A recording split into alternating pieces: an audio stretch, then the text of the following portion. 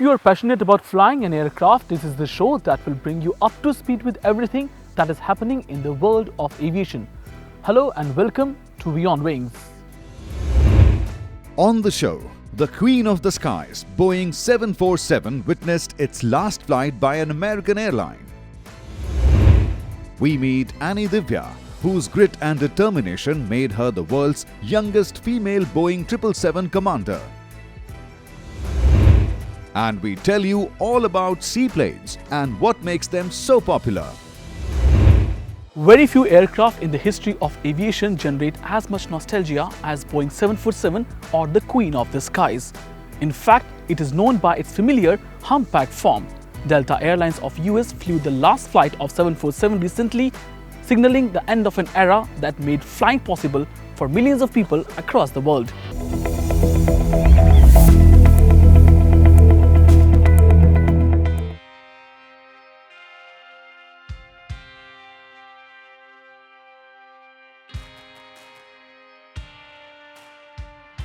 Big is always better in aviation. More passengers, less fuel consumption, and less fixed costs per passenger mean more profitability. And if the Airbus has its super jumbo A380 to offer to customers, Boeing has 747-8. The 747-8 is the largest 747 version, the longest passenger aircraft in the world, and the largest commercial aircraft built in the United States.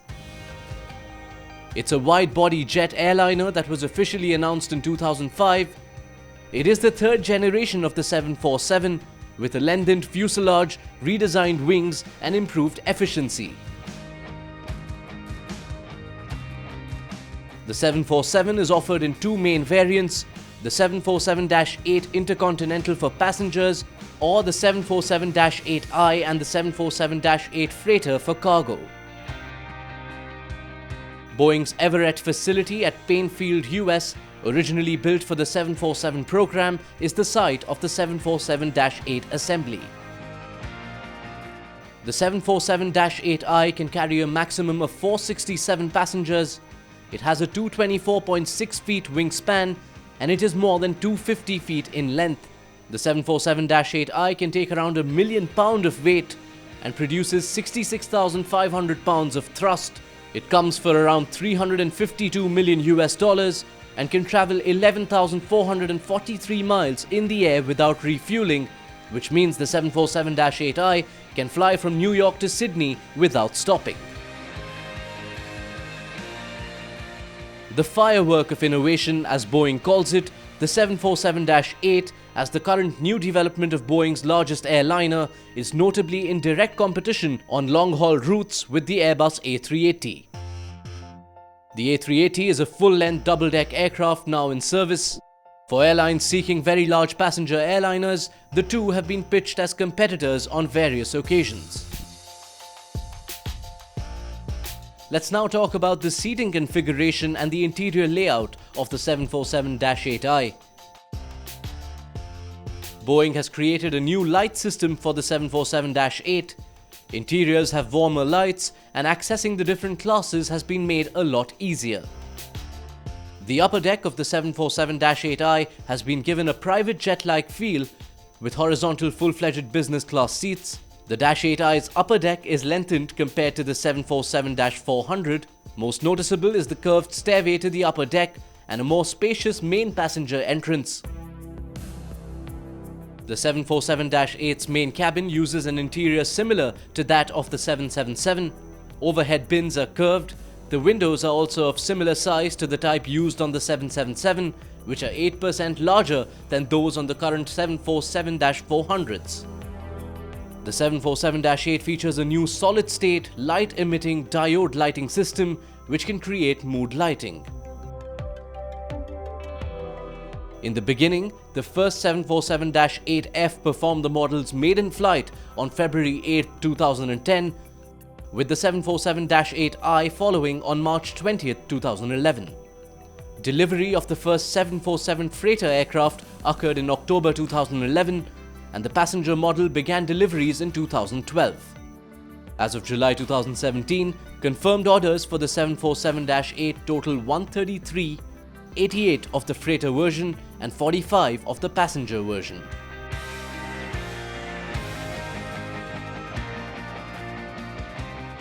Now, US President Donald Trump will also fly in the same aircraft. In 2007, the United States Air Force was seeking to upgrade the Air Force One by replacing the Boeing VC-25 acquired in the late 1980s. After a thorough search in 2009, the US Air Force announced the selection of the 747-8 to replace the aging VC-25A for presidential transport.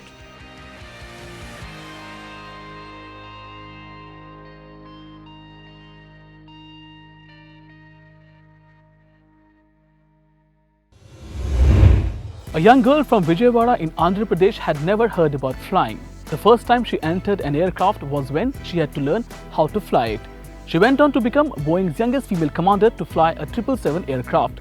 She dared to dream, and her dreams turned into reality as well. This is the inspiring story of Anny Divya.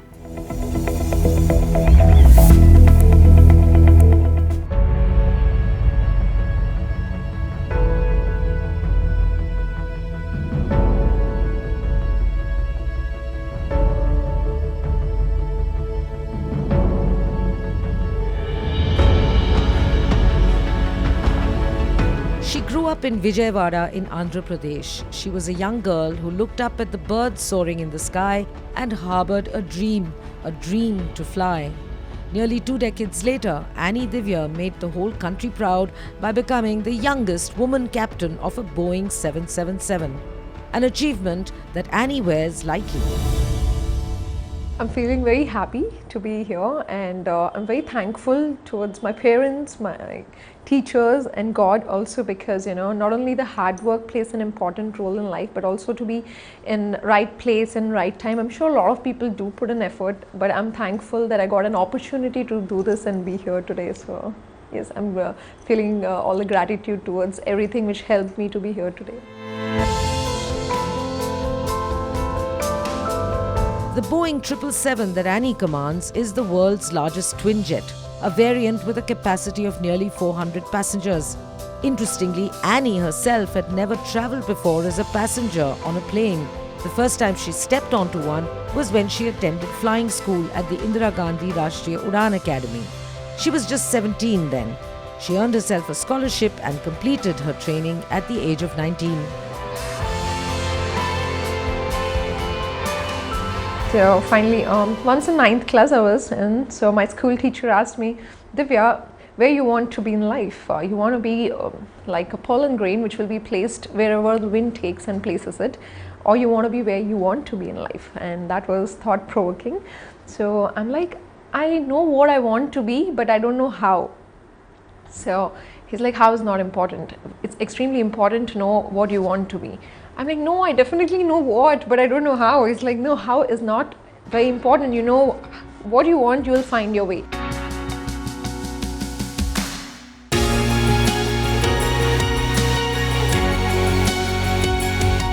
But the journey for this trailblazer had just begun.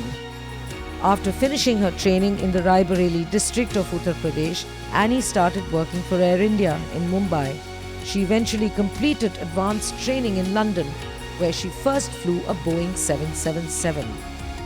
Getting to fly was no easy ride though, but what did help Anny immensely was the support of her parents. Her mother was instrumental in instilling self-belief in Anny from a very young age. Even to begin with, when I was of age 2, I was very naughty as a kid. I hear a lot of stories about myself. Even one day I left home and walked out of the house. So I've been very naughty. So my mom used to send me to school. My brother was also too young and I would trouble him also. So she would have sent me to school when I was 2, along with my teacher, just to go play and learn. So even then she used to teach me at home to write, and also whatever I would do, I remember still she telling me, oh, you did so well. I definitely don't know how I did, good or bad. But only thing I remember, she encouraging me, saying that you've done so well and you're very good and you'll always do well. They also inculcated in her a lifelong love for learning. Apart from being a pilot, Anny is also a qualified lawyer. She's well informed, she's vivacious, and her hobbies and interests are diverse. A lot of things which interest me. I like singing, dancing, cycling. I like myself to be fit, so I work out, and I like a bit of writing, and I like a bit of learning into different fields. Like I keep reading about different things. I also like makeup and fashion and stuff like that. Anny is a woman who shattered a glass ceiling in a male-dominated industry. Her inspiring story is one of grit and determination, and her endearing modesty about her own achievements is a pleasure to behold. Don't start with knowing everything. We're not born with talents. We're not born with, I mean, some people are born talented, people say, but we're not born with all the knowledge. We learn. There are a lot of things I didn't know. I learned through my journey, and I'll say it's never too late, and it's not about feeling bad about what you don't know. It's about focusing on how to learn what you don't know. So the point is to learn, not to feel bad about what we don't know. At some stage, we all don't know certain things. Some people must have learned it earlier, and some people may have to learn it later, so it's okay. So that's how I looked at it also, and I focused on learning, and which helped me to transform from where I was to where I am today.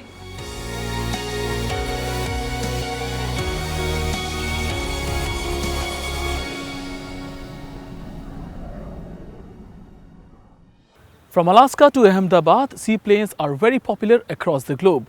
Seaplanes are fixed-wing aircraft that are capable of landing and taking off from water. But they are much more than that. What are seaplanes and what makes them so special? Take a look at this story.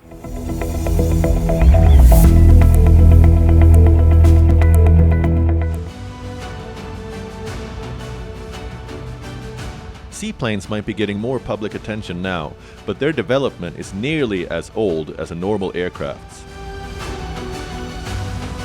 Originally designed for adventure and as an experiment, the seaplane utility was discovered by armies during the earlier world wars, when seaplanes were utilized in various tasks from anti-submarine patrol to air-sea rescue and gunfire spotting for battleships.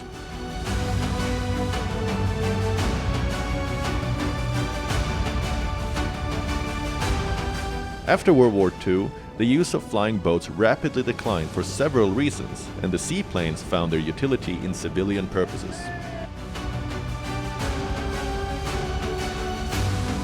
The seaplanes, or amphibious planes, started, as the name suggests, as an airplane designed to take off from land and on water. Seaplanes can be generally classified as either flying boats or float planes. A float plane is ordinarily understood to be a conventional land plane, equipped with separate floats instead of wheels, as opposed to a flying boat in which the hull serves the dual purpose of providing buoyancy in the water and space for the pilot, crew, and passengers.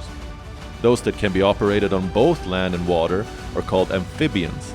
In the air, the seaplane is operated and controlled in much the same manner as the land plane. Amphibious or seaplanes are slower and heavier, but are more versatile than the usual land planes. They, however, do have a longer range than helicopters. Seaplanes can be operated on single engine or dual engines. One such aircraft is Dornier Sea Wings, which has a wingspan of 58.2 feet and a length and height of 41.67 and 15.52 feet. Sea Wings has a wing area of 329 square feet and wheelbase of 13.6 feet. It has a cabin volume of 347.2 cubic feet and has 2 crew seats capacity, while passenger seats can go up to 12. Sea Wings can fly up to 15,000 feet. But seaplanes can only take off and land on water, with little or no wave action, and, like other aircraft, having trouble in extreme weather. Numerous modern civilian aircraft have a float plane variant, usually for light-duty transportation to lakes and other remote areas.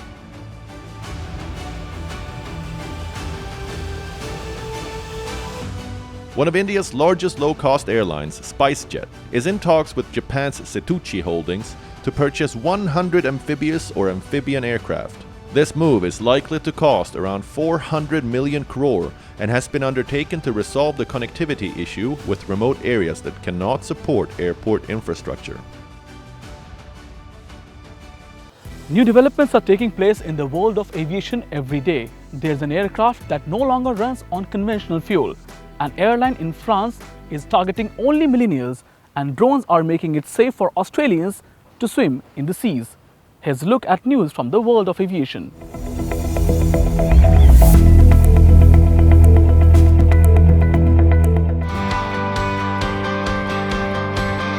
Air France has unveiled a new lower-cost subsidiary called WION that will specifically target well-traveled millennials. A new medium-haul service will begin operating from Charles de Gaulle Airport in Paris soon, with long-haul flights to follow in December 2018. The French carrier unveiled details of its new service after resolving a lengthy dispute between the management and pilots over the establishment of the subsidiary. Air France said WION is especially aimed at a young working clientele, the millennials aged between 18 to 35 years old, whose lifestyles revolve around digital technology.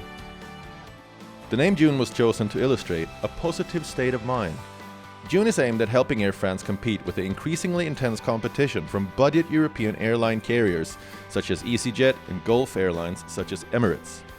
Air France's pilots have agreed to support the new subsidiary, on condition they will receive the same pay and conditions as on the main airline. The hiring of stewards, hostesses and part of the ground personnel for the new service will be outsourced.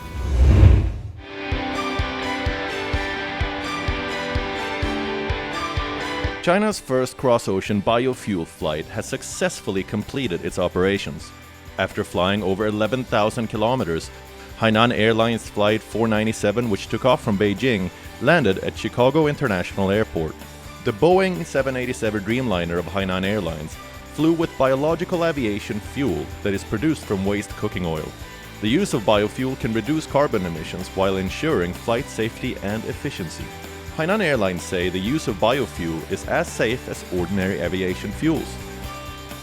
Experts say the flight by Hainan Airlines is a significant milestone in the history of aviation across the globe.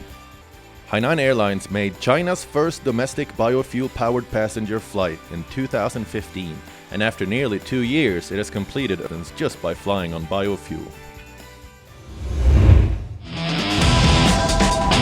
High-tech shark-spotting drones are now patrolling dozens of Australian beaches to quickly identify underwater predators and deliver safety to swimmers and surfers faster than traditional lifesavers. We can identify 16 different objects like sharks, whales, dolphins, surfers, different kinds of boats, many other objects of interest. The drones being used are said to be of top-notch quality.